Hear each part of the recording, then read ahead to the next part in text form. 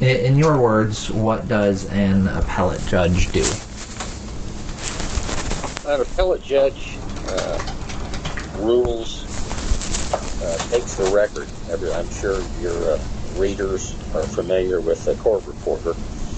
They take down everything that's said in circuit court. So to ensure that there's an accurate record, it is that record that is given to the appellate court. The justices read that record, and from that record determine whether or not the judge in the case committed any errors. They ensure that the rules were followed, rules of evidence, and that the process was fair and constitutional. And then they either affirm what was done in the lower court, or they reverse outright, or they reverse and remand it back to the circuit court for further action consistent with what they rule. That's it in a nutshell. Okay. All right. And in your words, what does it mean to be a constitutional originalist? Constitutional originalist, in my words, I can't put it any better than the actual dissent by Justice Benjamin Curtis in the Dred Scott case. He said, when a strict interpretation of the Constitution, according to the fixed rules which govern the interpretation of laws, is abandoned, and the theoretical opinions of individuals are allowed to control its meaning, we no longer have a Constitution. We are under the government of individual men who, for the time being, have power to declare what the Constitution is according to their own views of what it ought to mean. Originalism simply reinforces what John Locke wrote. Freedom of men under government is to have a standing rule to live by, common to every one of that society, and not to be subject to the inconstant, uncertain, unknown, arbitrary will of another. Basically, originalism simply requires the court to interpret the Constitution based upon the meaning it was given at the time of ratification. Okay. And how does that relate then to legislation that has been passed since the Constitution? Well, actually, that goes to Jefferson's warning to us that to take a single step beyond the boundaries imposed by the Constitution is to take possession of a boundless field of power. And a classic example of that is what we now live under, which is the administrative state. Congress has delegated responsibility, authority under the Constitution, laws. Congress has delegated that authority to all of these administrative agencies and these bureaucrats who issue these rules and mandates and circulars and the like, which have the force of law, but which are implemented by people who never appeared on a ballot or never got a single vote. That, to me, is a classic example of going beyond the boundaries of the Constitution, the administrative state, with respect to legislation. Okay. And then how does the view of being a constitutional originalist relate to precedent in regard to, like, previous Supreme Court rulings? Excellent question, and I can't think of a better example, a better way to answer that than the Supreme Court's recent decision in Dobbs versus Jackson Women's Health Organization. Mm-hmm. The dissent, people that wanted to uphold Roe, relied upon the doctrine of stare decisis means you have to strictly go by prior Supreme Court decisions, so people know what to expect and what the law is. Obviously, that cannot be absolute. If that was the case, then we would still have Dred Scott or Plessy versus Ferguson. Here's what Justice Alito and the majority said in Dobbs, and I think is brilliant, actually. Mm-hmm. Quote, Roe was egregiously wrong from the start. Its reasoning was exceptionally weak, and the decision has had damaging consequences. And far from bringing about a national settlement of the abortion issue, Roe and Casey have inflamed debate and deepened division. It is time to heed the Constitution and return the issue of abortion to the people's elected representatives. The permissibility of abortion and the limitations upon it are to be resolved, like most important questions in our democracy, by citizens trying to persuade one another and then voting. That is what the Constitution and the rule of law demand. Roe is a classic example of the judicial branch of government exceeding the boundaries of the Constitution and creating a right which appears nowhere in our Constitution. I believe the Dobbs decision was brilliant. Mm-hmm. Okay. So do you believe that Congress or state legislatures have the authority to protect access to abortion? One thing in the Dobbs case that I think is incredibly significant, no one is talking about, no one's quoting, and then that's this quote from the opinion. To me, this is huge. The court stated, quote, our opinion is not based on any view about if and when prenatal life is entitled to any of the rights enjoyed after birth. What the significance of that is, the next huge titanic court battles are going to be over when states enact legislation regarding abortion. Some are going to allow abortion, partial birth abortion. Some states will prohibit abortion at conception. Those questions, those issues will, again, work their way up to the Supreme Court. Mm-hmm. And this is interesting, too. The majority in Dobbs said this. According to the dissent, the Constitution requires the states to regard a fetus as lacking even the most basic human right to live, at least until an arbitrary point in a pregnancy is passed. Nothing in the Constitution or in our nation's legal traditions authorizes the court to adopt that, quote, theory of life, end quote. That speaks volumes about how the current Supreme Court, United States Supreme Court, might address these upcoming issues. All that Dobbs did, the only thing that Dobbs did, was simply return the issue of abortion to the states. The 10th Amendment says what is not enumerated, what the powers not given to the government, to Congress, mm-hmm. are reserved to the states and then the people. That's all Dobbs did was say. It's up to the states to decide the abortion issue and enact whatever legislation they deem appropriate mm-hmm. after debate and input by the people. Okay, so Considering Illinois has legislation from, I believe it's 2019, protecting access to abortion, how do you believe that Dobbs versus Jackson will affect abortion rights in Illinois?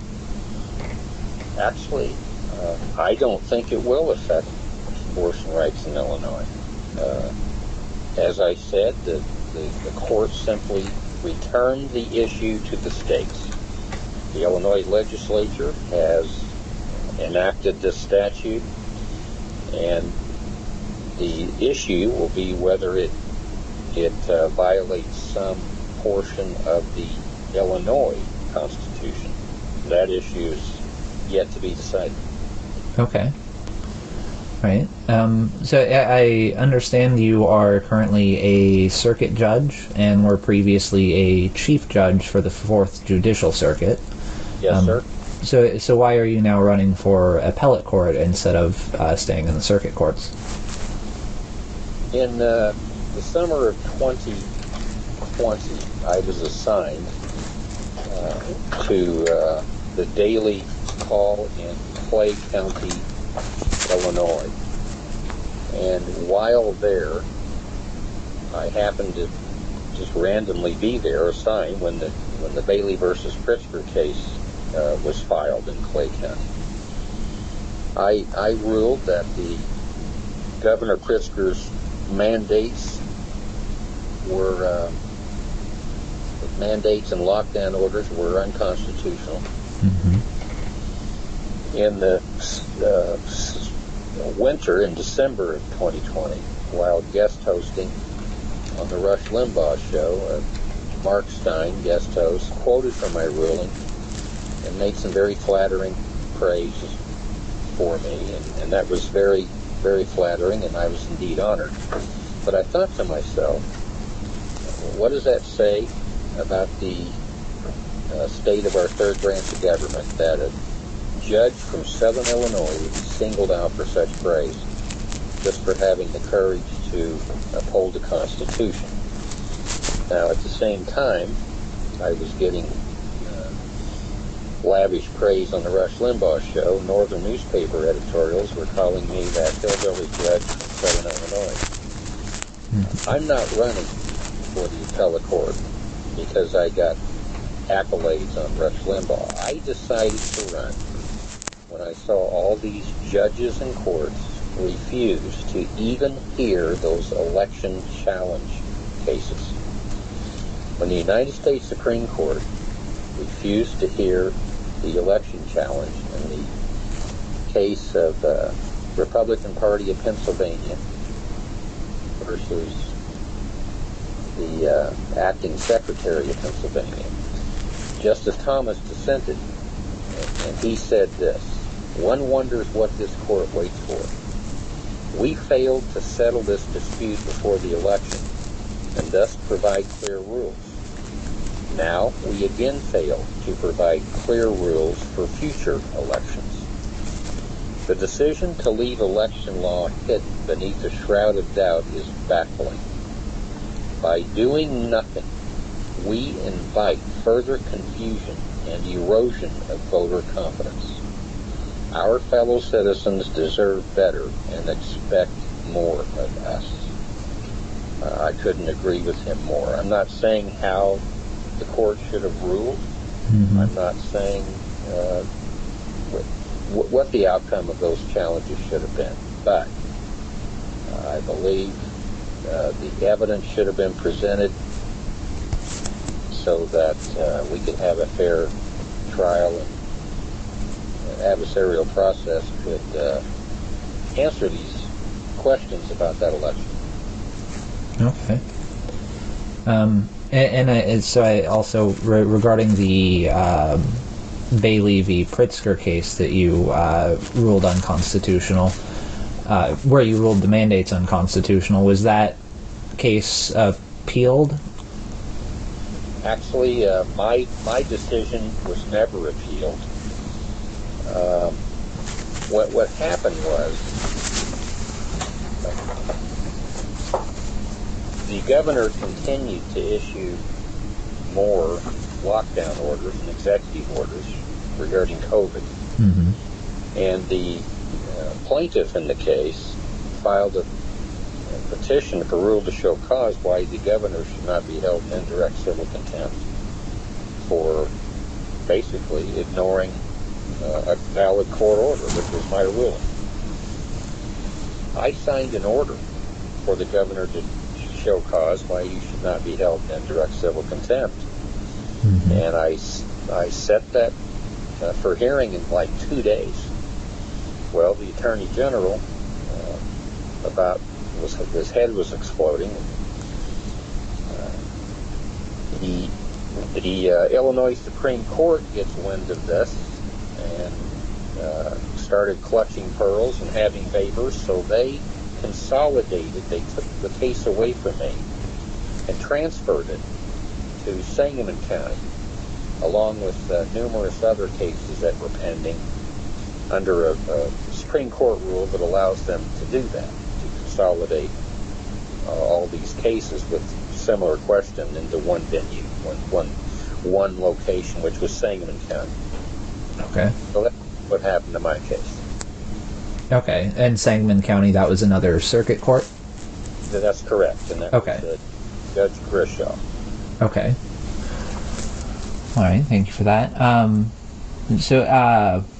On another note, what is your background in immigration law and your understanding of how sentencing can affect a person's immigration status?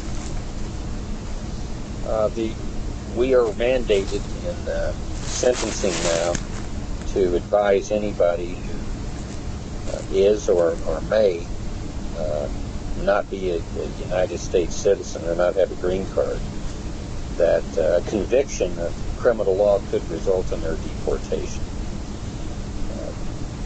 Circuit courts in my circuit, we don't have immigration cases, so that's a federal issue. Mm-hmm. That's where the immigration cases take place. The only issue that we would confront would be if an illegal alien is charged with a crime, we have to provide them with an interpreter and advise them that a conviction could result in deportation. Okay. Right. So I saw that you beat incumbent Judge Barry Vaughn in the primaries. What motivated you to run against him? Well, actually, what most of the voters never really understood, because they weren't told, is that Justice Vaughn was not appointed to the 5th District Appellate Court. He was assigned there. So even though I won the primary, he remains a justice on the 5th District Appellate Court. He stays assigned to the appellate court as long as Supreme Court Justice David Overstreet wants him to be assigned there. It's very confusing. There's 7 appellate justices. 6 of them have to run for election.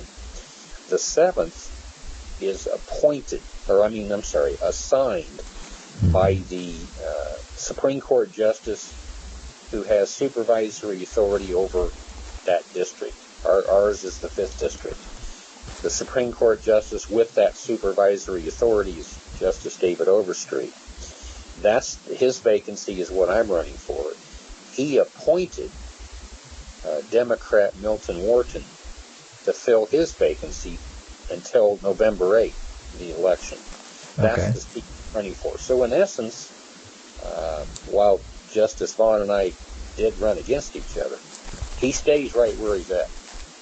Okay, so if he had won the primaries, then the assigned seat would be open and could be assigned a new justice. Okay. Exactly, and the voters would not have a say in that. That would simply be up to that Supreme Court justice. Okay. All right, that makes sense. All right. Make sure the voters had a choice. Okay. What do you think of legislation regarding cash bail? These judicial elections are very frustrating to your readers and listeners, because we're required to run a public campaign. At the same time, we're prohibited from telling voters how we might rule on an issue to come before us.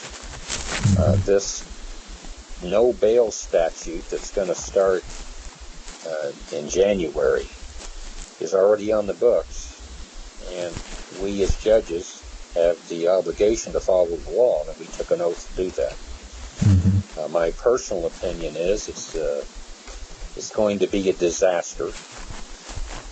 I'll give you an example of today. I was holding criminal court. A brand new case was brought before me, a gal charged with retail theft. She has 15 pending cases. Continues to be let out on bail or her own recognizance or a very small bail, and just simply there's no accountability.